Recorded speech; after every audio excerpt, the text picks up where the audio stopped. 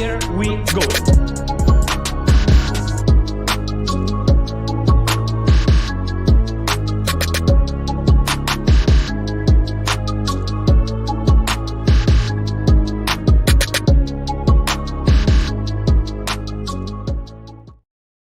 Yes, people. What's going on? It's Eagle Talks Football. We're back again with another video. Today, we're going to be talking about Arsenal 0, Manchester United 2. And of course, we're also going to have to get into the Mohammed Kudus news that Chelsea are now the front runners to sign him and have agreed personal terms with the player. But before we go any further, let's get straight into the preseason game. Now, if you guys don't know and you haven't watched the game and you don't know exactly what happened in the game, well, it was a poor display from Arsenal for a preseason game. But once again, I just want to make the emphasis that it is preseason. We shouldn't be going crazy, losing our minds like some people have been on the social media net. They have been absolutely losing their minds. This is not games that matter. At the end of the day, I know we said, oh, it's never a friendly, but really and truly, let's be honest, it is a friendly. And if Manchester United would have lost, you guys would have reminded us 100 times why it's a friendly. This was all for banter, and you guys won. And not only did they win, insult to injury, they won the penalty shootout, and they didn't miss a penalty. I think who missed our penalty? Fabio Vieira. It had to be in it. It just had to be. Yeah, it was peak. But yeah, that was supposed to jump on very soon too. Let's look at the game. So I had some notes that I took of the game beforehand, but of course you guys know this was the score: Manchester United 2, Arsenal 0, and the two goals that were scored within 7 minutes apart. The Bruno Fernandes goal, I personally thought Aaron Ramsdale could have done a lot better there. It looked like Aaron Ramsdale kind of messed up. I felt like he could have done so much better in stopping the chance. His hand was soft and the opening goal went in, and I just felt like Ramsdale could have done better. But at the same time, you want these mistakes to happen now in preseason rather than them happening when it matters. You know what I mean? You don't want to see these kind of mistakes happening in the business end of the season when it matters next season. Yeah, but you know what it is though, this has been an issue with Ramsdale since we've signed him. These like low long shots or like with a bit of power have always been his kryptonite, and he does need to sort of work on that. And I hope Arteta or whoever the goalkeeper coach is looking at him going, he's consistently making that mistake or he's unable to make those saves. And I'm just going to show you how even when you look at Rashford's goal last season when they in the 3-2 that we beat them, it was similar. The ball went over his head. Like, did it bounce before it got to him? Like, how did... No. It hit him, and then that happened. So you can see Bruno strike from outside the box, and then 2 seconds later, you can see that the ball striked. It's coming towards him, but he should stop that. Like, yeah. It's so close to him. There's no way you don't save that. He needed a stronger hand. Yeah, but you know what? It is preseason. I'm not gonna cry over it like some people are. Remember, it is preseason, but we have to analyze the game just to let everyone know. So yeah, Manchester United fans are gonna come with their Declan Rice things. They're gonna come and make all those jokes. But then there's the Sancho one. The Sancho one, it wasn't really Ramsdale's issue at all because Ramsdale, I don't think he could have done anything to save it. It was more Gabriel's mistake from the halfway line. Gabriel Magalhães made a mistake from the halfway line. He could have done so much better in stopping that from being an issue. But Gabriel Magalhães missed the ball, the pass. It went past him from the halfway line to the goal. What do you call it? It was a foot race, and let's be honest, Sancho won that foot race. He put on the afterburners, and he showed that he has his pace back, and he just beat Gabriel Magalhães to the thing. In actual reality, looking back at the run of the game, Manchester United were not all that good. It was more 2 goals from mistakes, and I don't really think there was enough bravery in our end. Our midfield was poor. We're gonna have to get into what midfield 3 we want to see, and I've been just seeing too many banter trolling things. Like, have you guys been seeing some of the trolling things people have been putting? So there's Declan Rice stuff. There's stuff about that academy kid who started for Manchester United being better than Declan Rice and he's free. There's stuff about Kai Havertz. The agendas are flowing. But forget about the agendas for a second. Let's get to actual reality right now. What did you guys think about? What did you guys think about yesterday's game? Let me know in the comment section. And people are already getting angry, saying, "How dare you compare Ramsdale to Onana? How dare you compare Trossard and Rice to Casemiro and Bruno?" It's like, souls, man. We put ourselves in this situation by talking about stuff in a certain way. But it still doesn't change my opinion. Look, yeah, like, let's be real. Then, and yesterday was a lesson in sports psychology. Yeah, Arteta is luring Man United into a false sense of security to think they're better than they are. And that's what's going to happen, man. They're going to think they're so good. They're going to come into the season. Because let's be real, if you're going to come with this much smoke here, I expect you to be second now. I expect you to be competing against Man City for the title. I expect you to go for that Champions League, the FA Cup and the Carabao Cup. If you're not there for all four competition yet, shut your mouth and keep in your lane. Because the reality is, regardless of this game, we're competing for all four. So unless you're going to come with the same chest, you can't come at us. Because if you're going to come and try and bring this smoke, right, and then sit there and back away from the title talk, then it's a false sense of smoke. I don't take you seriously. Like, I will still sit here even after this loss and say we're competing for the title. We're going to compete for, the FA Cup. We're going to compete for the Carabao Cup. We're going to compete for the likes of the Champions League. And you'll see us get deep into that competition. So if they want to bring that smoke, then bring the chest with it. Otherwise, it's irrelevant. Let me show you one more thing. This is what I got to show you. I think 3. Now, make sure you clip this. Arsenal 5, Man United 2. All right, what about you? What about you, Souls? Arsenal what? Do you know what? Yeah, this is why I wanted it. Just say the score. Just say the score quickly. We're gonna obliterate them 7-0.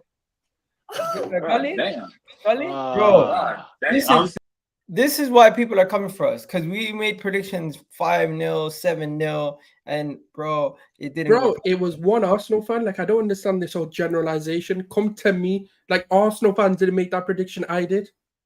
Like, I said 7-0. What do you have to say for your prediction? Because I made a 4-2 prediction and I was wrong myself. I don't really care, man. Innit? It's like, it's one of those, isn't it? Like, at the end of the day, all these United fans are coming. It's a friendly, like, which is cool, innit? But we got it wrong. What else do you want? Like, we got it wrong. We weren't ready. We tried. Like, I didn't expect Arteta.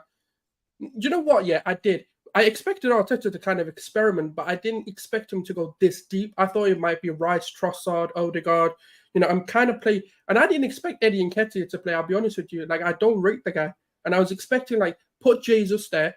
And one of the biggest things is, where's Zinchenko? Like, because that guy is too crucial, yeah, for this system. And I know people are going to say you're talking about one player here, but Zinchenko changes the facet of how we play and how much control we bring in. When Zinchenko comes in, that's when people are really going to see how good Declan Rice is. They're going to see how good Havertz will be in that left centre mid. Personally, I want Trossard to play that, but it looks like he's going to persist with him. But I need Zinchenko to come into this lineup and shut a lot of these agendas up. Okay, so now let's just get into the lineup that was played. I know everyone's seen the lineup, but I'm going to put the graphic on the screen, and let me just read some comments quickly. So, of course, we got some people in the house saying, you tried to warn you, man, that you're weaker with Havertz. We're gonna have to get into the Havertz conversation, bro. Why you care about a shirt? What? I think someone might mention our weight up. Like, yeah, who cares? Let me know what you guys thought about the performance. Honestly, it's only preseason. We need to chill. Iga, I was sleeping. Can't judge. Now you know how American fans and like Australian fans feel having to wake up at crazy times for games. We cooked Arsenal. You really didn't cook Arsenal. Let's be honest. It's 2 goals, 2 jammy goals, and you guys sat on it. Like, it was not this Manchester United masterclass. You didn't really like boss the game. There was still a lot of chances on. No. Do you know what? Yeah, they played well. Well, I'll give him that. Like, I'm not gonna try and cope with that. They did better than I thought they would. Fair play to them. No, but they didn't boss us. Like, definition of bossing the game. Are we getting into the performance? Because I don't want to talk about overall, like, how I thought, but like, generally, yeah. Like, for me, okay, you can even take the result aside and go, all right, we lost. But that performance from us was disgraceful. I'm not gonna lie. I wouldn't even say we dominate. I do think we got dominated. Performance was disgraceful. Yeah, I didn't like the performance at all. I think there's individual errors that cost us. No, even then, but I know with the new midfield, I get with the new midfield, it was never going to be smooth. But even then, like I'd expect like people to be accounted for. Like Eddie Nketiah, how many more chances is the fan base going to give him? Like when you look at the likes of even like Kai Havertz in that first half, even though okay, it's a new midfield, what did you actually do? Even if you get onto Declan Rice for a moment as well, like none of them really tried anything. None of them tried to break the line. None of them tried to make something happen. We had like maybe 2 or 3 chances in the entire game. And that's where my issue comes in. You can take the result and go, okay, we weren't clinical, but we didn't do anything either. Okay, so there's a couple talking points. First major talking point is going to be have to be we look at the starting 11 and we just say, what is this? People were saying this starting 11 is our best 11, and they're like, you guys didn't look remotely good with this 11. Any 11 with Nketiah isn't our 11. No, but they're saying because of the midfield 3 and the fact that we had Gabriel thing, they're basically saying like the fact that you had a bunch of starters, you guys should be concerned. I'm not concerned going into the season. What I am concerned about is if we're going to be seeing Kai Havertz, Declan Rice, Odegaard in midfield, how quickly they can get their act together. Because Mikel Arteta did also mention that they only played 55 minutes together as a midfield 3, and we're already judging them like, let's be honest, this is too harsh. Like Xhaka, Odegaard, and Partey, how many games did they play together before they actually made it click and they actually got it to go well? Now, I am slightly concerned that in the midfield performance, but you're right. Eddie Nketiah also is another conversation because Balogun didn't get a minute. Balogun didn't get in. Balogun is like he was one of the players who didn't get on the off the bench. As you can see, here's all the names that got off the bench. Balogun never came off the bench. That was an interesting talking point also. He started with Tomiyasu, who's more of a defensive left back next to Kai Havertz, and Timber, who's more of a Zinchenko like right back who can do more, but it didn't really look good. The whole team looked like they lacked chemistry, they lacked cohesion, and that makes sense because how many of these guys have played together before? Like Kai Havertz has never really played with these guys in this team. Timber hasn't really gotten a start before in this system. Eddie Nketiah, I felt like, was wasteful on two or three occasions where he got in good positions, especially that cross, that shot across the box to nobody, where he literally tried to get it into far corner. He had no chance of doing that. Martinelli didn't really get into the game. Saka, every time Saka got the ball, you seen like 2-3 people on him, I felt like. And yeah, man, it was just, I feel like... But the other thing is as well... Another thing was the lone pivot for Declan Rice. People kind of made it seem like he doesn't know how to play the lone pivot. It took Partey a little while to get used to it also. Remember the first year at Arsenal, Partey was terrible. So is this what we're going to have to deal with? No, but you know what it is, though? What people need to understand is this system was completely flipped on its head because Timber was now the one inverting. And obviously the way that we've always played is our left back, regardless of who plays there, whether it's Kieran Tierney, whether it was Tomiyasu coming in, Zinchenko coming in, it was always the left-hand side that inverted and played differently. Whereas with this time, we inverted the right-hand side, and it does throw the balance of the team off a little bit, and they do need to get used to it. On top of that, when you look at Declan Rice, for example, he is like the lone six, even though I do believe he will be the sixth for Arsenal, the lone six at like the likes of Arsenal, the Man Cities, the Barcelonas, is played in a very particular way. And it does take a few games to get used to. That's why I like the fact that Arteta is constantly picking him in these friendlies, because it will take him maybe 5 to 10 games to get used to how to play that system. The other problem that we had in this one was normally, like, Nketiah's got good qualities. I'm not calling him a completely crap footballer, but the problem is in this system, he doesn't have what it requires. You know, coming in deep, every time he did, he lost the ball. He wasn't press resistant in this game. And if you see the likes of Zinchenko coming into this, when you see the likes of Gabriel Jesus coming into it, you'll start to see this midfield click more, because what happens is Kai Havertz is no longer the one having to build up. He'll be the one advanced of the striker, and that's what you need him to do. So as much as people want to sit there and go, we're making excuses, it's not. It's talking about how our system plays and the best to utilize all these players. Now, there is a question now whether we do have to consider the idea, or whether Arteta has to consider the idea of playing both Rice and Partey. As much as I do think he's against the idea of playing both of them the way we want them to play, as in the 6 and the 8, because the only way I see them playing together is Partey comes at right back. You know what? I'm gonna change the poll in the question in the comment section. Do me a favor. We have 155 people. Hit that like button as I'm changing the poll. The poll question is going to be, which midfield three should Arsenal start? That is Thomas Partey, Declan Rice, and Martin Odegaard.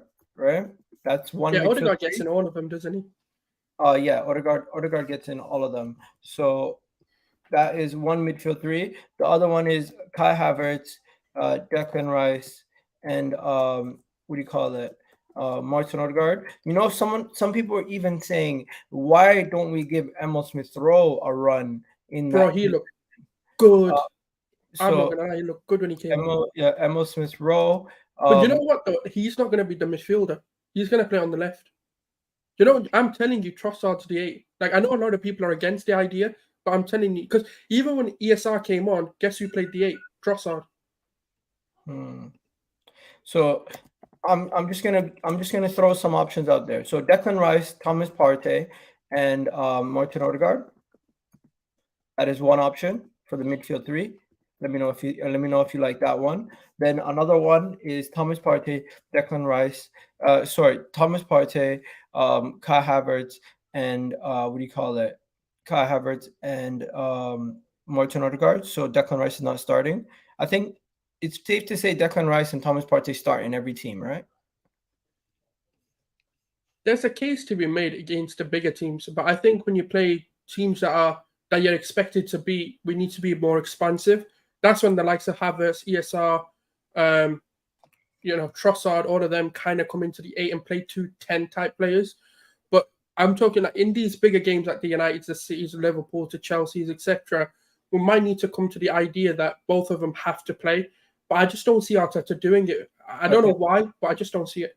Okay, so everyone who's listening right now, this is the poll question. So the first one is TP, Declan Rice, and Martin Odegaard. So TP is Thomas Partey, Declan Rice is DR, MO is Martin Odegaard. Then you have Kai Havertz, Declan Rice, and Martin Odegaard. Then you have ESR, Declan Rice, and Martin Odegaard. And then you have Kai Havertz, Thomas Partey, and Martin Odegaard. Let me know which midfield three you think we should be playing going into next season. I'm going to make this case.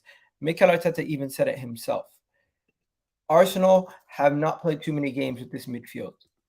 Is it that we're jumping the gun a little bit? Is it that we're going a little bit too reactionary? We're going a little bit too fast, and we're saying, you know what? I can't believe this midfield is such a downgrade, because it is early in this whole development of this midfield. Like, we shouldn't be going and expecting a massive performance from them right away. Like, we should be saying to ourselves, I know we spent a lot of money on them, but I'm not surprised that there's a level of skepticism going into this. And yeah, let me just go and show you guys some of the photos from the game itself, as everyone was kind of happy. Elneny and Zinchenko were showing some great technical skills, doing some headers to each other. Austin Trusty is literally just a mascot. He's never going to get to touch pitch. Did he touch pitch? No, he didn't. Yeah. He played against the MLS All-Stars for like 10 minutes. What do you think of Timber? I didn't think Timber was really showed too much. Yeah, it was definitely disappointing. I'll be honest, he got ripped a few times from Luke Shaw. Garnacho got the better of him a few times. But you know what it is, though? Like, the good thing, I know this is going to sound a bit weird, innit? But the good thing about it was his recovery. In a lot of cases, even though he got beat, he was able to recover. So it's a bit of a 50-50 performance. I mean, it wasn't great. I'll say that. Yo, people are saying, what about Jorginho? Does Jorginho get into our best front three? This is the problem, right? Because Jorginho has a place in this team, in my opinion. There are going to be games where we lose a lot of control and we need someone to... Jorginho came on, for example, and we started to control the game a bit more. So he doesn't get into the best 11, I don't think, but he definitely is someone that we need for like a 20 minute, 40 minute, kind of just cut the game off kind of thing. My man saying Timber played a lot of minutes. How many minutes did Timber play? 60 minutes, really? Because because it was Tom Yasu that came off, and then when all the subs got made, that's when Timbers came off. Eagle talks facts. Man United was the better team on the pitch last night. Do you really think so? They were. They dominated us. Okay. I'm just saying there was moments where I felt like at the beginning we had chances to score. Martinelli could have scored. They also did, but we never really capitalized on any of our chances, and they took their 2 chances very well. They were much more clinical at the end of the day. It was small margins, but I felt like if we would have got that goal when Martinelli had his chance, it could have been a long night for us. But hey, that's coulda, shoulda, wouldas, right? Martin is an absolute jerk. The guy tried to injure Bukayo Saka. That could have been season-ending tackle in preseason. Did you see the tackle I'm talking about? Yeah, of course. Everyone saw it. He kicked off everything, and I thought the thing is ridiculous. for me, do you know what it is? Yeah, like this is where I'm at. But I understand the fixture. I understand it's United versus Arsenal.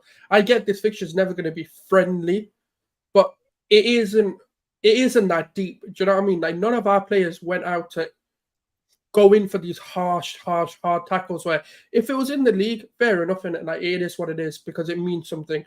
But when the game actually doesn't mean anything, regardless of what the fixture means, like don't be doing that. Like be a professional. Because I'll be honest with you, if Gabriel did that, if Saliba did that to like a Rashford or someone like that, they would be. But it is what it is, man. Like if that's what they wanted, if that's the game they want to play, you can't do anything about it. Okay. Moving on to other talking points. Emile Smith-Rowe came on. He looks like he's in shape. He looks like he got taller. He looks like a physical presence. Bro, is Emile Smith-Rowe ready to be back into the squad and giving us some major minutes? I've been calling for this for a long, I've been backing this guy regardless of how much hate people have been giving him. The character assassination, like he's overweight. Arteta doesn't like him, etc. I've always compared it. He's similar to Martinelli when he got injured, and he missed like basically a whole season. He had the surgery, etc. And then Arteta was actually retraining him, even though he was actually ready to play. And a lot of people saw his cameo performances last season and gone, yeah, the guy isn't ready, whatever. But when you look at games like this, when you look at the U21s where he actually got given significant minutes and consistency to play, how good he actually performs. And then when you look at him in this game, he looked sharp, he looked tidy, he looked technically like he's back to his best. So, yeah, I do believe he should be given minutes. He should be given an opportunity, especially, to be second to Martinelli, in my opinion. Whether he plays the 8 moving forward, I don't know. But the guy's that good, he can play both. And I do think he's going to be one of those that can be the decider to whether we win things or we lose things. So he could overtake Havertz in that Xhaka role. Easy, yeah. You know what I mean? We got to talk about Ramsdale. People saying Ramsdale needs to be replaced. I think it's overreaction.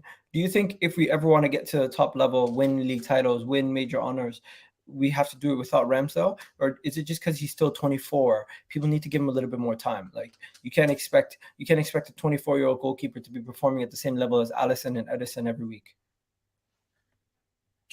It's a bit of both really, because obviously with Ramsdale being so young, he's going to make mistakes. His game isn't perfect. And the problem is they're comparing people who are years older than him. Like Alisson is 27, 28. Onana is 27. You're looking at Edison being, older than him as well. The problem is we know the issues Ramsdale has. And I'm hoping that at Arsenal, the coaching staff know as well that his issues are these. Now, a lot of people, like someone just mentioned his concentration. I don't think that's the issue. I just think my issue with Ramsdale is when there's a long shot that's low with a bit of power, he just hasn't been able to comfortably save those yet. He mentioned it himself when talking to Ian Wright that he doesn't concentrate for the whole 90 minutes. But that's not. You know what it is? He even then he's pulling off saves. It's not. I don't think that's a big issue.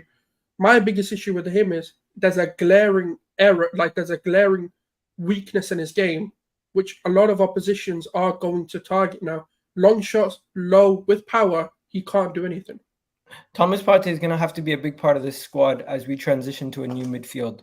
I don't think we're going to be able to go many games without him still playing as that lone six, or at least having a big role in the squad until Declan Rice and Kai Havertz get used to their positions. It's not easy getting used to a position. We're going to find a Pep type situation where the players find it hard to transition into this squad. It's a lot easier to transition into the attack than it is the midfield. Yeah, I mean, look, the midfield is the most important part of this team. Like, we dominate the ball in the middle. And for any player that comes in, it's obviously going to be a bit difficult because especially when you've got two new players in front of you or, two new players to the side of you. So it's going to take time. It's going to take a bit of embedding. We've got a few preseason games to go. And I do think, look, when the season comes, people are going to forget about all this. Arteta's clearly instructed them, go and play the role. Just understand the role. Forget about how you play. Forget about how your performances are. Just go understand the role and how you need to play. Get bonding with your teammates, and then we'll take it from there and we'll develop and we'll keep going. Arteta's not the kind of guy that's going to go into preseason without a plan or without unity in this team. Kingsley in the building saying, defensive win you titles, guys, not the attack. Goalkeeper must. He's saying basically we need a new goalkeeper in order to try to win major trophies. I don't know. Does everyone agree with that? True. That might be true. I'm not even going to try and argue. We don't know yet because we've not seen it happen yet. And also, Ramsdale is one of the reasons we should have won the title, not because we lost the title. So I think it's a bit harsh. I do think he needs a few more seasons to try and prove it to us. But I'm not sitting here get rid now. What about Gabriel Magalhães? Because people making big up towns. I'm not gonna lie to you, bro. I'm not ready to give up on Ramsdale yet. I think Ramsdale's still quality. Also, we had some comment here about that Manchester United. What's his name? Maino or whatever. Yeah, Maino. Yeah. I'll just be honest. I wasn't paying attention to Manchester United players' individual performances, and I was more or less paying attention to my own players. But I felt like everyone was talking about him being such a integral part to the game. I didn't notice him too much. Like, I was more or less just paying attention to my own players. Not even an insult to the kid. He probably had a good game because the whole Manchester United team had a better job possessing the ball than us. But this whole Rice Maino thing, it's just people trolling on Twitter, man. I'm not really taking it any serious. I don't think the kid is going to be even anywhere near starting for Manchester United as much as you guys think he will be. What are you saying? No, he looked tidy. I won't lie. Like, he did look good. But this kid, yeah. Like, but again, I don't know what they want me to judge him on. I can't judge the player of one game. It could be he was highly motivated because he's playing against Arsenal. It's one of his first games for Manchester United. So it is what it is, isn't it? Like, we'll see how he does over a season. Like, if you're that confident in the guy, drop Casemiro, play him, and we'll see how it goes. Yeah, yo, people making fun of religions. You're gonna get banned. I'm sorry. There's no patience for you guys. You can go fly kick something. Anyways, that's a warning to all you guys. Bruno Fernandes' goal just shows that if you have the confidence and you take the chances, you're gonna score. We need to see more of those opportunities because Odegaard scored a bunch of goals like that last year, where he just took it. He took his chance. We didn't really take our chances this game. So you got to give Manchester United their credit. As much as I don't want to do that, I got to give them their credit. And then finally, bro, we got to talk about Eddie Nketiah and Balogun. Balogun didn't touch pitch. Eddie Nketiah started the game and played for at least 60 minutes almost. What the hell's going on? Do you know, this is where I question Arteta. Like, I'll be real with you. Like, I know it's preseason, but this supersedes this game alone. A lot of the question marks with Arteta has always been his in-game management. And you can see this guy was stinking up the gaff. Like, it wasn't even like worth keeping him on. And the problem I have, right, is this is where I get frustrated. Like, Balogun went out on loan, proved himself. Granted, it was in League On. Granted, it wasn't a Premier League. But why is it that Balogun isn't getting the opportunities Eddie Nketiah is? And Eddie Nketiah's had 3 to 4 seasons, even longer, to prove himself. And people still want to ride out for him. What more do you want to see? Like, what is there to see? Like, he played on the left, didn't do anything. Played down the middle, didn't do anything. It's like, I get it. I understand. Yes, he scored some big goals. I thank you for that. But, like, do you know what's going to happen? He's going to get the Rob Holding treatment. People are going to get so annoyed with this guy that rather than actually wanting to support him, it's going to turn into hate. And that's what I'm trying to avoid. Like, he's like I said, he's got qualities for a mid-table team. He's got qualities for a team that's pushing into Europe, the Aston Villas, the Brightons, etc. But when it comes to the teams that want to win titles, unfortunately, even as a second, third option, he's not good enough. And that's just how it feels to me. But the longer he stays, the more toxic it's going to get. You know what? I'm just going to say something, guys. Do me a favor. Hit that like button right now. It's absolutely free. I think Balogun is out the door, bro. I think Balogun is actually out the door. Wrong decision, man. And this is a sign that he might be out the door, in my opinion. 77 people have voted, and they said Thomas Partey, Martin Odegaard, and Declan Rice as the midfield three. Obviously, a lot of you guys would rather keep get rid of Eddie Nketiah and keep Balogun, but the club has already invested in Eddie Nketiah. He's willing to play the role that he's been given, where Balogun is more or less looks like he's going to be out the door and be potentially sold this summer. And if we can get 50 million for him, I'm okay with it. Honestly, I'm not saying he's. I don't think he's any. But then I'm against it. Like, why are we going into the season? I don't think he's any better than Jesus or Eddie Nketiah. I mean, not Eddie Nketiah, Trossard.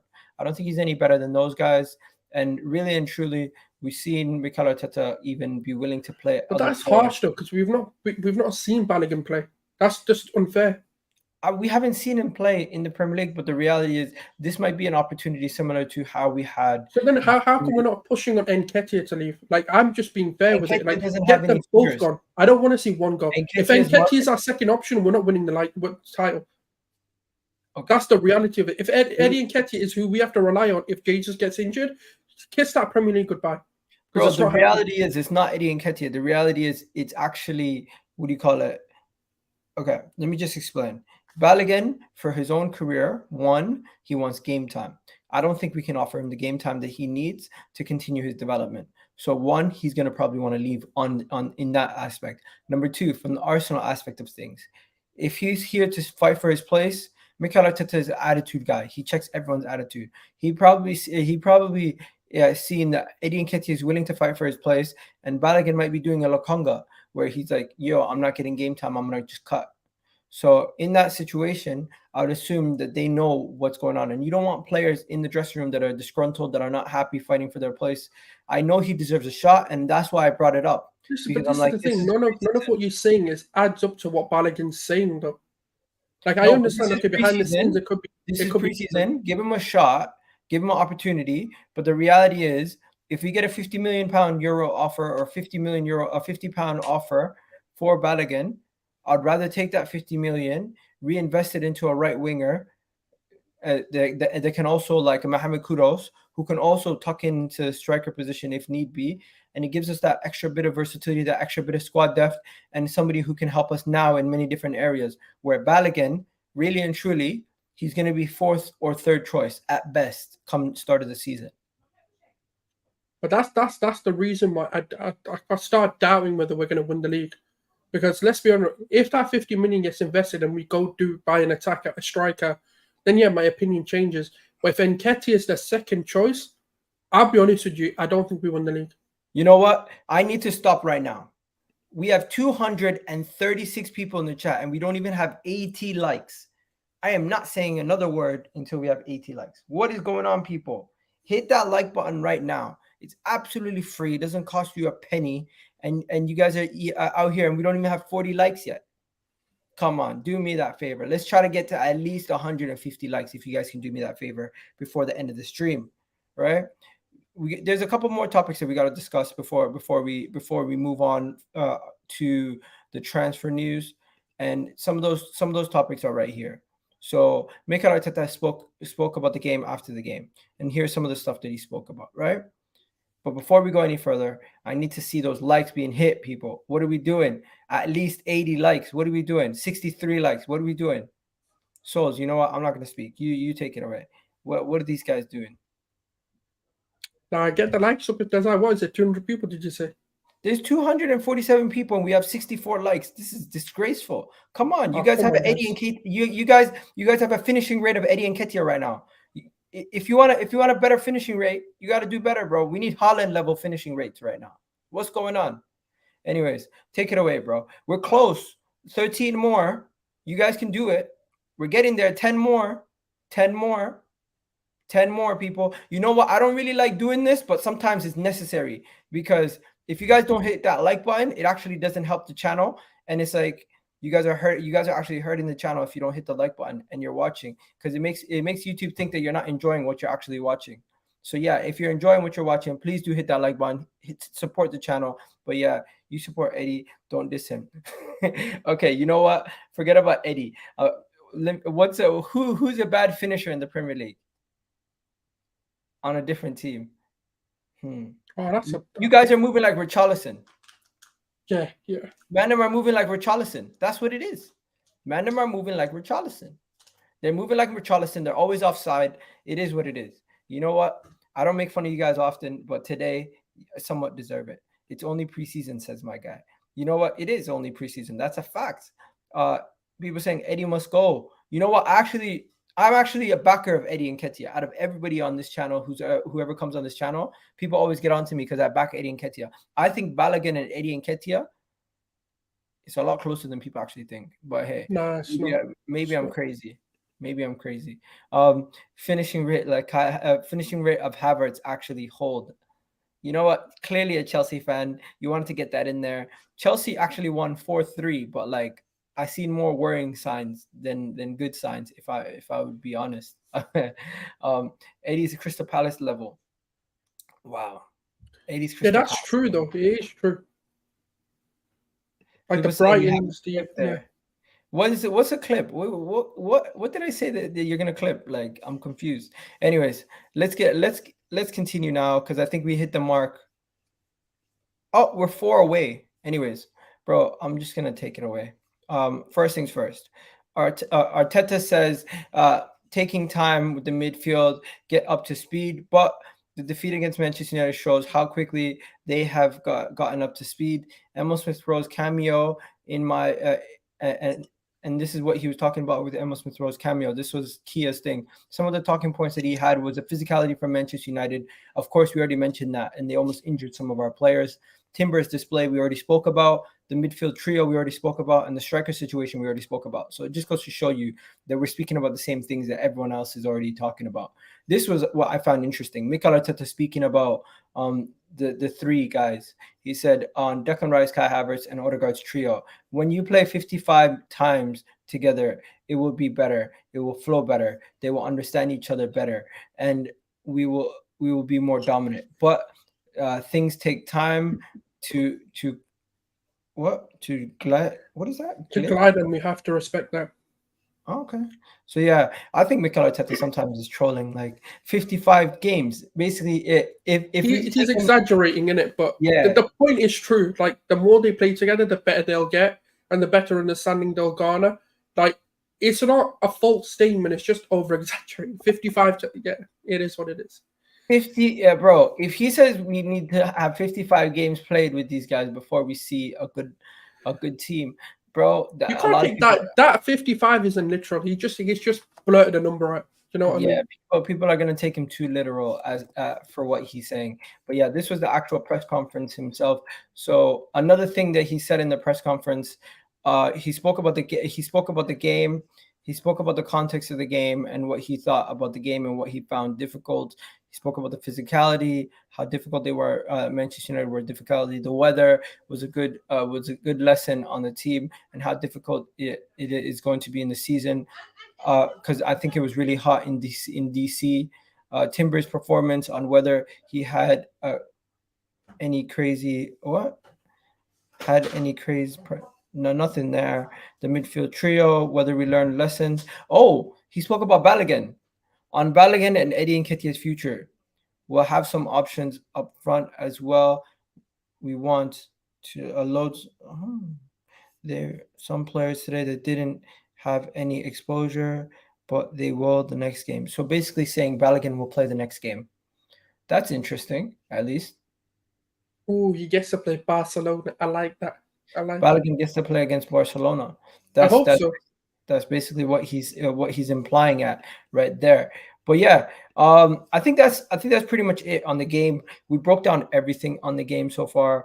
Big up to the super chatter so far. Yeah, everyone's talking point from this game is going to be that midfield stinks, but which midfield plays together in their first preseason game and does everything well? Also, guys, we're not even close to 100 likes yet. We still haven't gotten over 80 likes. Do me a favor. We got 231 of you guys in the chat. I hate talking about likes. If you guys can do me a favor, just like the video. It takes 2 seconds of your time. Let me know what you guys think about that. Now, we're going to talk about Mohammed Kudus. Bro, honest question. Do we need him? Do Arsenal even need Mohammed Kudus? Because I see Chelsea going in for him, and I'm saying to myself, if we really deep it, do Arsenal need Mohammed Kudus? Like, I get it that he's quality, he adds quality to us, but at Arsenal he'd be another piece to the pie. At Chelsea he would start. But the thing is, though, like, one of the biggest reasons we haven't been able to do anything is the squad depth. And I know a lot of people are going to sit there and list off a name of players and stuff like that, but the reality is, like, Fabio Vieira, again, hasn't really shown enough to say, can we trust him come next season? We don't know. You know, ESR, again, another player who's been... Once again, let me make it clear. When I say, do we need him? I'm saying, is it a situation where if we miss out on Kudus, you're looking at it and saying, oh my God, how did we miss out on this target? Or is it a situation where you're like, if he goes to Chelsea, it's a big blow for us and we won't be able to find somebody in that same position? That's never going to be the case. We've got to kind of adopt a mentality that regardless of whether we missed out on Mudryk, are we crying about it? No. We missed out on many players. Are we going to cry about it and keep revisiting that? No. The problem becomes when you start losing out on all your main targets. Now, Kudus isn't a main target. He's someone who's going to come in and be a part of the squad, you know, and that's just the way I see it. He's not going to come in and take a starting position. He's not better than Saka. He's not going to play Martinez's position, and he's also not going to play in the 9. The only other position I see him playing in is the left 8. And in that case, yes, he could take that position. But again, as it starts, it's going to be one of those where he has to fight for his place. Does he want to do that, or does he want to go to the easy option and play at Chelsea, where he knows he'll start regardless of who's ahead of him right now? So that's just the way it is. People are saying I'm trying to make excuses. Let me just make this clear. Arsenal are interested in the player, but we need to make sales before we go in for him. As Chelsea have already made a bunch of their sales, and they can now go and sign players. Chelsea have made contact with Ajax in expressing interest in the Ajax signing Mohammed Kudus. No offer has yet been dialogued and has been taking place, but the 22-year-old attacking midfielder is among the choices considering. Personal terms are agreement close on personal terms. So 1, they're close to agreeing personal terms. 2, they're looking to get into the deal. And 3, this makes so much sense that they're now trying to go for Kudus because he's available for a cheap price. He can play right winger. He can play so many positions for them. And also he'll be coming in for £40 million. It's a great deal for Chelsea. And it's a reason why Arsenal was probably looking at it too. Now, we're not going to be making any signings until we get outgoing sales. And I don't think we're going to get any outgoing sales until after the American tour, because some of the guys that we want to sell are on the American tour, like Balogun. So I don't think this is going to happen for Arsenal. And it might not even happen for Chelsea. But the reality is it makes more sense for him personally to go to Chelsea. But if you had a choice between Arsenal and Chelsea right now, you're starting at Chelsea or you're a role player at Arsenal, I would still pick being a role player at Arsenal. But for his development, it makes sense if he goes to Chelsea. No, but then you've got to question every single Man City signing, because that's what they're going to go in and do. They're going to become part of the squad and then fight for their space. But no one's going to talk about it like that. The agenda for Arsenal, I don't get it. It's not just at you again, but this is just generally at the Arsenal fan base. That why are we scared of depth? Why are we scared of options? Why are we scared that we've got many players who can play these positions? I've never understood it. The PTSD of like, oh, we've got too many players. it never makes sense to me, because guess what's going to happen when the season starts? Everyone's going to cry about squad depth the minute one player gets injured. Now, for me, that's the reason why I want Kudus, because he can play those multiple positions, and he can bring variety to the game. So if we need to change it, he is a player that we can bring on in multiple positions and change the way we're playing. And that's the reason why I want him. I don't see it being a hindrance to his development, because the reality is that then means you don't trust the squad or the coaching staff to develop young players. That means you don't really have the faith a lot of people are showing.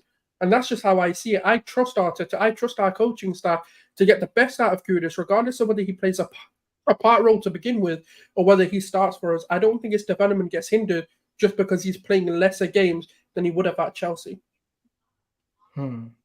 Okay. Let me know, everyone, in the comment section, what you guys think. Let's go through some of these comments in the comment section right now.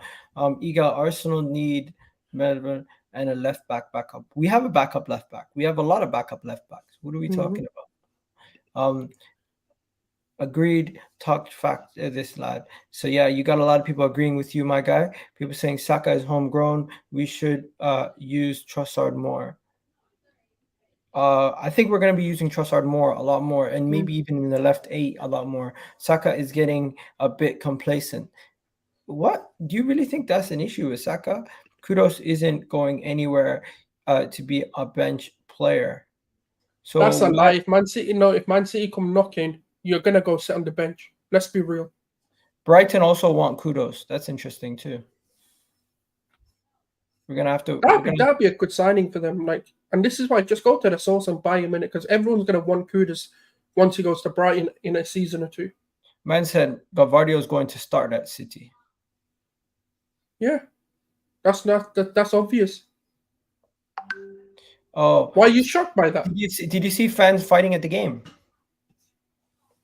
You see the LG and AFT. Who's LG? Basically, there was Arsenal fans fighting at the game. He's basically saying the negative and positive fans were fighting at the game. It's a bit weird, man. That's just weird behavior. I don't understand it. It's a flipping friendly, man. Get over yourselves. It was mad. It was mad. Does anyone know why they were fighting? Like, what the... Wait, why is this... shit. We're about to do it.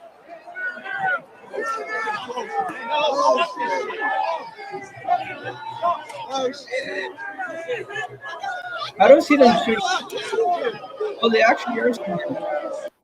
Bro, why is the security taping it? That's just so funny. What the hell? Someone thing?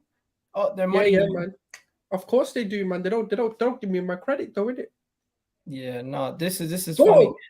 Someone robbed someone's pie in it. That's what I see, fam. Someone robbed someone's food here. I'm not gonna lie. I don't think it has anything to do with the football on the pitch. Let's be honest. No. These guys are fighting, has nothing to do with anything. WWE setting. You know what? There's always fights in stadiums, man. There's always fights in stadiums. It's not nothing new, especially in America. Are we shocked? Have you never been to a sporting event in America? There's always fights. Look, and that wasn't the only fight. Yo, there's another one. Look at this. Oh my God, there's so many of them. Look at this one. Oh shit! Keep an eye on the blues.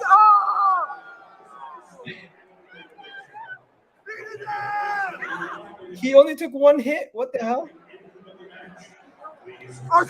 I'm telling you, bro, these guys are just fighting for no reason, man. There's nothing going on. It is embarrassing, but I don't think it has anything to do with the football, man. Let's be honest. I just don't get it. Like, well, why are you fighting? It's preseason. I get it for Champions League final, and there's like the opposition's there, but come on, like you're fighting yourself. Bro, I honestly do believe they're fighting over things that have nothing to do with football. You get a big gathering of people, there's going to be people who bump into each other and get pissed off at each other. It is what it is. It's not a coincidence. Like, do you think if Arsenal won the game, there wouldn't be fights? I think there still would have been fights. Oh, yeah, that was, yeah. I just don't get it, though. It's a friendly, innit? Like, I don't know why you're fighting each other. Like, it's just, I don't know. I just find the concept of fighting each other just a bit weird, like over nothing. Like, what could have gone on in that stadium that made you want to punch someone? Did they steal your hot dog? Did they take your milkshake? Like, what happened? You know what's making me want to fight people right now? Guys, we got 237 of you guys. How difficult is it to hit that like button? Do you guys know what the like button looks like? Do you know what the like button looks like? Because I feel like at this point, I'm boring people to death today. You literally just have to go there. It's a little arrow like that. Hit that like button. As you can see, it's starting to go up as we speak. Hit that like button. We haven't even gotten to 100 likes yet. We should be at least on 100 likes yet. We've been going for over 40 or 50 minutes now. What are we doing, people? Come on. Come on. You're better than this. Finally, did you see the Barcelona stuff? Oh, they've all got this like viral thing going on, stomach aches and stuff. Bro, it is bad apparently. So Barcelona Football Club had to actually announce something because they're having some illnesses and they're maybe you know better, you can explain. But basically Arsenal are in close contact with Barcelona and fully confident that their friendly in LA Wednesday will go ahead, despite Barcelona's friendly today versus Juventus being cancelled due to an illness in the camp. That is crazy. I didn't even realize their friendly got cancelled.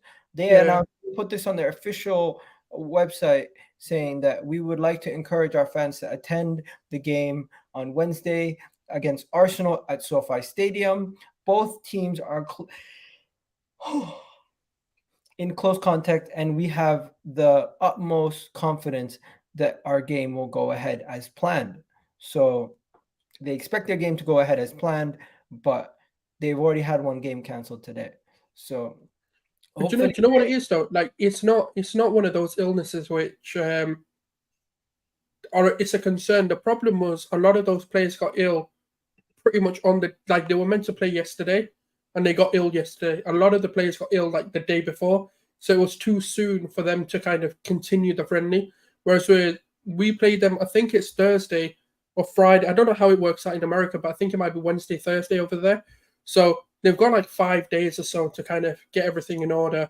And if they need to call upon more players, we might not see like a proper Barcelona squad playing in this game, but we will see a friendly go ahead because they would have had about a week to prepare for things. So it should be fine. There you go. Good morning. Question. You reckon City will challenge this year? Look, they're selling 4 players, recruiting none. Best Mike Ruby. What are you saying, bro? I think City still challenge. I mean, it's Pep Guardiola, isn't it? Like, they can sell their whole 11 and still challenge. Yeah, City's good. City's not going nowhere, man. City's not going nowhere. Barcelona's whole squad is sick. The quality of that game is going to be lower now because of all their illnesses and everything. It's not going to be as competitive. Maybe not. Like I've seen there's like 5. They released a list of 5 players who actually were ill. So I can't remember who the names are, but I know one of them's Romeo, the new signing that they had. But they're still going to have enough play. Like unless more players are ill and they've not told us about it, you're still going to see the likes of Frankie De Jong, play. You're going to see the likes of Ansu Fati potentially play that game. So there's still going to be players there that are quality. I think Araujo wasn't ill. Ter Stegen will play. So there's still going to be enough players there to say, do you know what? Like, let's see how we do. And this, don't forget, is another Champions League team that we're playing. So it's going to be a good test regardless of whether we can conjure up like the confidence to go at them and the way we want to play. And it's going to be good to see whether, Arteta's got the balls to make changes when it needs to be done. So, those the players who had few points. Okay, that's okay. That's pretty much their first team done. Who had it? I think Mustafa's put a list of names in there, but I thought they were the ones who didn't have it. Oh, wow. That is a lot of the first teamers. What did they eat, man? Anyways, if you guys seen this, Tavares is responding to an allegation that he insulted his manager at Marseille, and he laughed at that. You got another thing here. Mikel Arteta saying, talking about the transfer window, he said that there will be movement, there will be ins and outs, but of course, we don't want to get any weaker. So that's maybe hinting that they don't want to lose the likes of Thomas Partey, in my opinion. When speaking about Pepe, he spoke about him recovering from his injury, but that final sentence, he plans what he plans and making a decision. So they're going to make a decision on what they're going to do with him at this moment in time. I don't think they've been definitive on what they're going to do with Nicolas Pepe. On Trossard's injury, he's fine. He played yesterday also, so he's good. Arteta, I'm expecting if Partey will leave.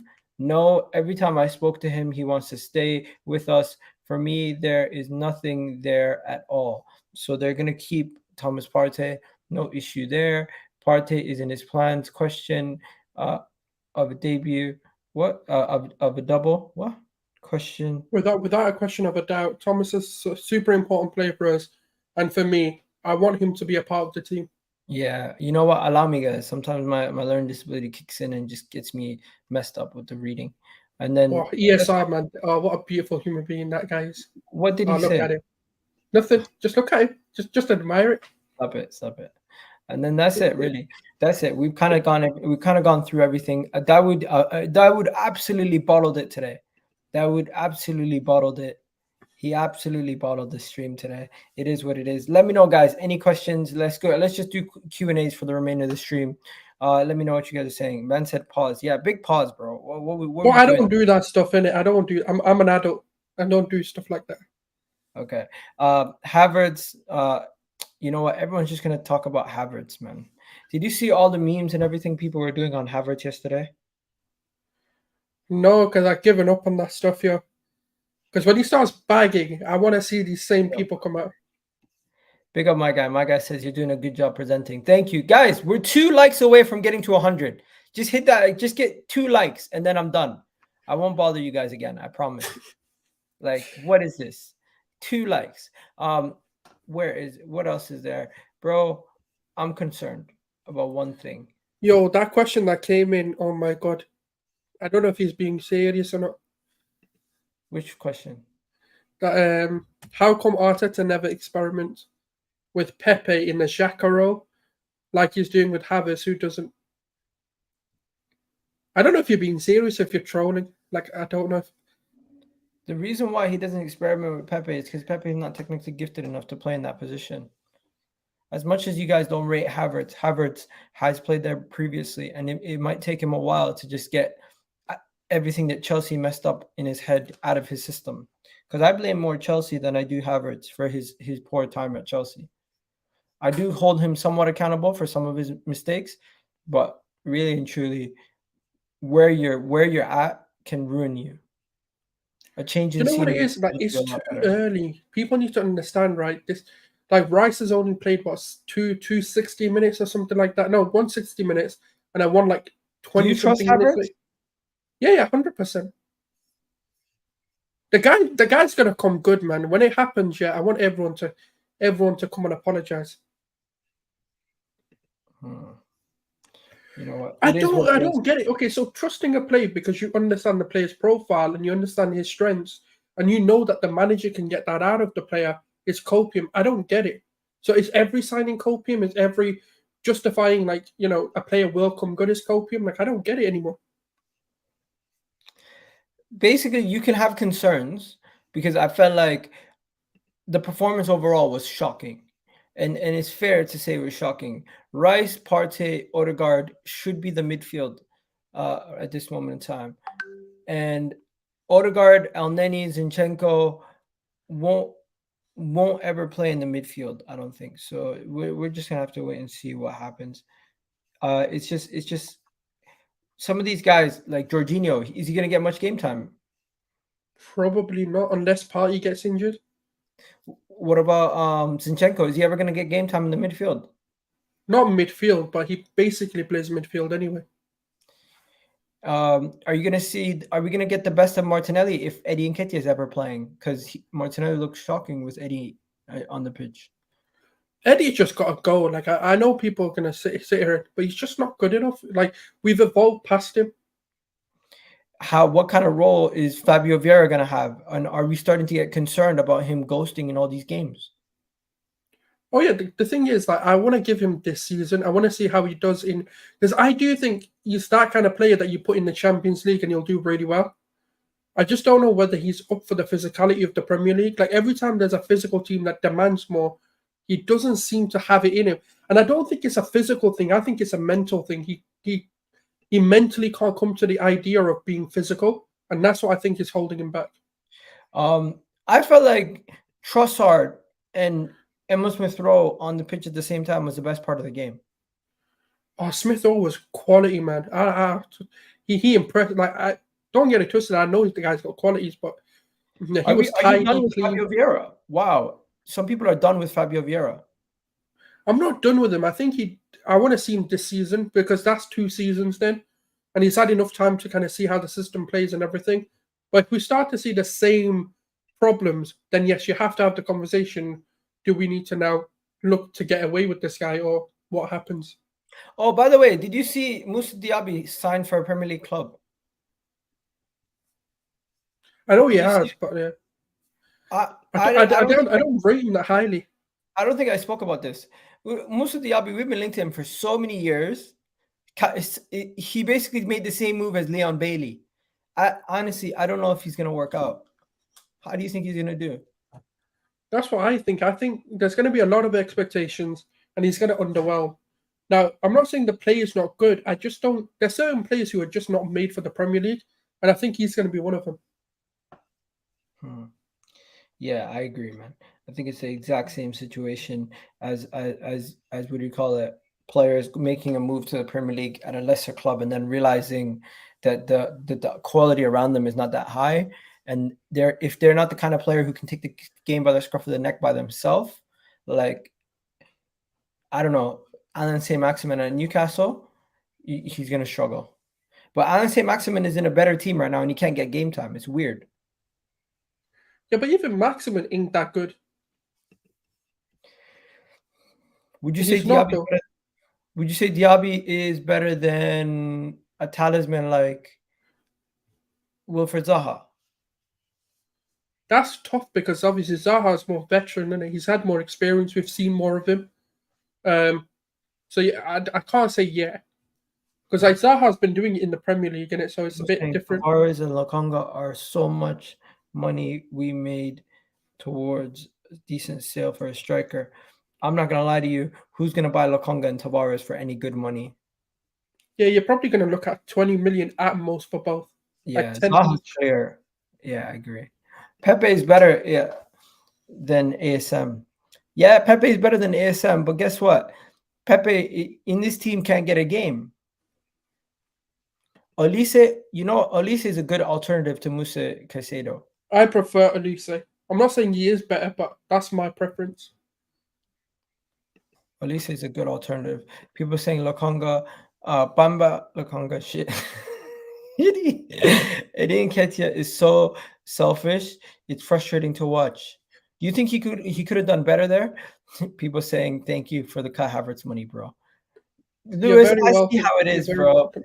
I see how it is. Lewis is gonna be literally in my stream every single time talking about Kai Havertz this, Kai Havertz that. You know when he bags against him, yeah, I want him to come back and I'll thank him for Havertz. Don't worry, bro. It's gonna take him time. But do we have time? Do we have time for adjustments? Yes. You sure? Because look, it frustrates me, yeah. Because you know something? Zinchenko's not here. Jesus hasn't played with them. Just chill. Preseason this is my analysis of preseason. Preseason can only confirm your doubts or what you think is going to go well. If you see the exact opposite, don't overreact, because your first impression going into the season, you're going into preseason, is usually the right impression. So if you're thinking going into the preseason that things are going to work a certain way or you have certain concerns, you can only get that confirmed to you by preseason. You cannot get it.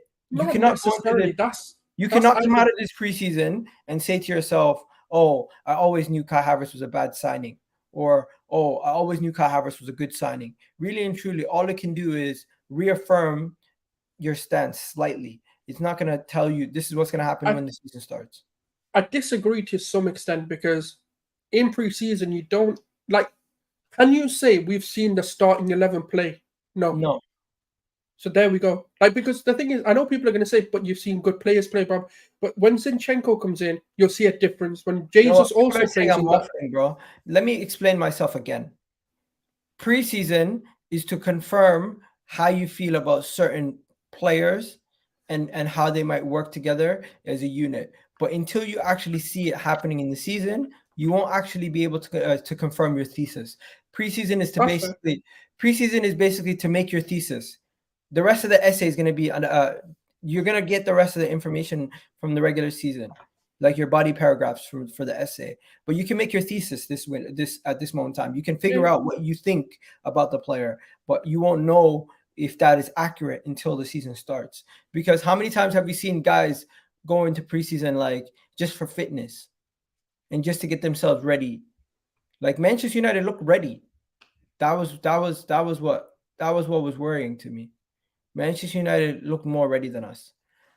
I'm not moving the goalposts. I'm merely just saying don't take preseason analysis as the rule.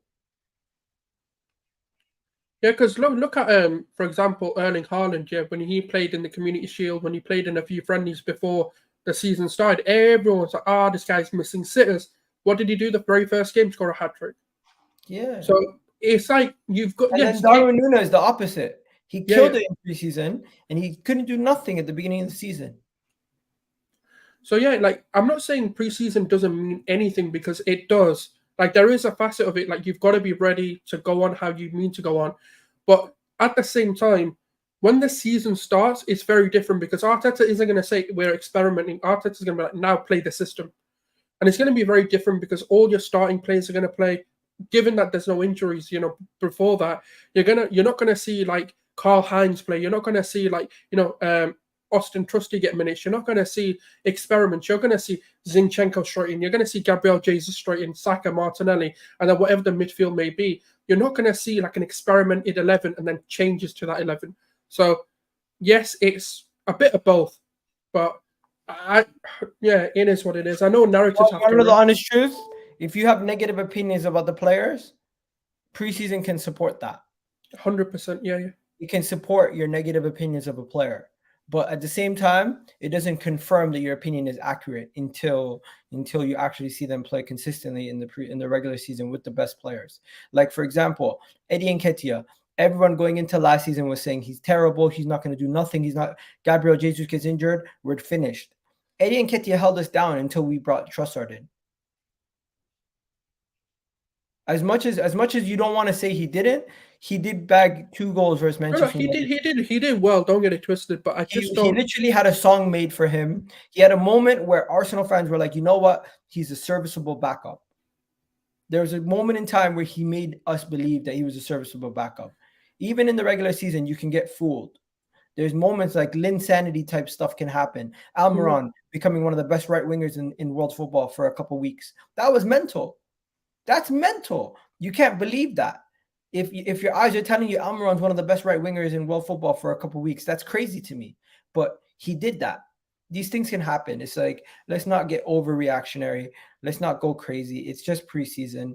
And even if this was a regular season game and we lost massively against a team like this, there's going to be crazy overreactions then too. And we're just gonna have to get used to it. The season is getting around the corner. Get ready for all the banter. Get ready for all the stick, because we are, after Manchester City, we are the biggest target. Everybody has a target on our back, and they're coming for us, and we need to be prepared for it. Yeah, that's true. But Egal, last season, every team improved. Eddie Nketiah was good last season. It's not going to be the same as last season. No, I agree. It's not going to be the same as last season, because we now have a bigger target on our back. We have more expectations, but we have to deliver on those expectations. And if we don't, there's going to be major consequences. I'm not going to lie.